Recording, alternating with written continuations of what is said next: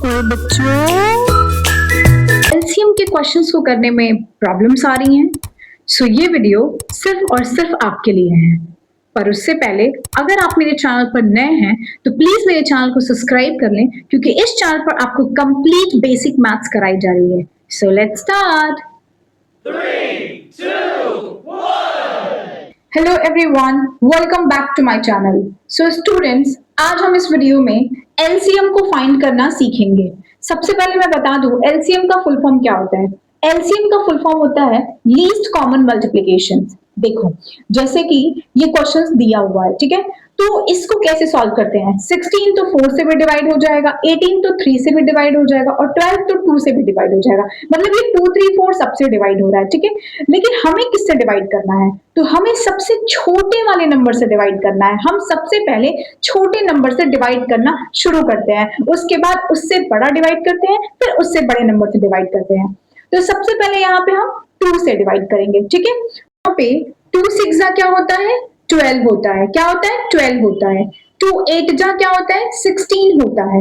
2 9 जा क्या होता है, 18 होता है। और 2 5 जा क्या होता है, 10 होता है। तो यहाँ पे 2 से सारे नंबर डिवाइड हो गए, ठीक है। तो अगला नंबर हम अब किससे करेंगे, देखो अगला नंबर भी हम 2 से ही डिवाइड करेंगे, क्योंकि 2 सबसे छोटा नंबर है। तो 2 3 जा 6, ठीक है। 2 4 जा 8, ठीक है।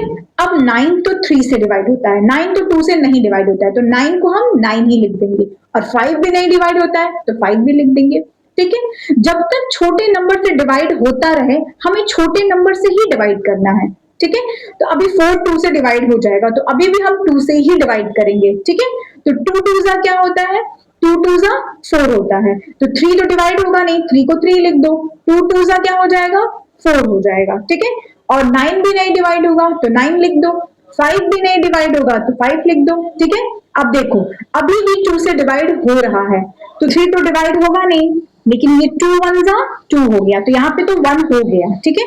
अब ये 9 लिख दो और यहाँ पे 5 लिख दो। अब 2 से कुछ भी डिवाइड नहीं होने वाला है, ठीक है। तो अब हम किससे करेंगे, 3 से डिवाइड करेंगे, 2 से बड़े वाले नंबर से। तो 3 1 जा 3 हो गया, ठीक है। और ये 1 तो कंप्लीट डिवाइड हो चुका है। और यहाँ पे 3 3 जा क्या हो जाएगा, 9 हो जाएगा। और 5 तो डिवाइड नहीं होगा तो 5 लिख दो, ठीक है। अब हम फिर 3 से करेंगे, तो 1 तो 1 हो गया, यहाँ पे भी 1 1 हो गया। और 3 1 जा 3, ठीक है। और यहाँ पे 5 हो गया, ठीक है।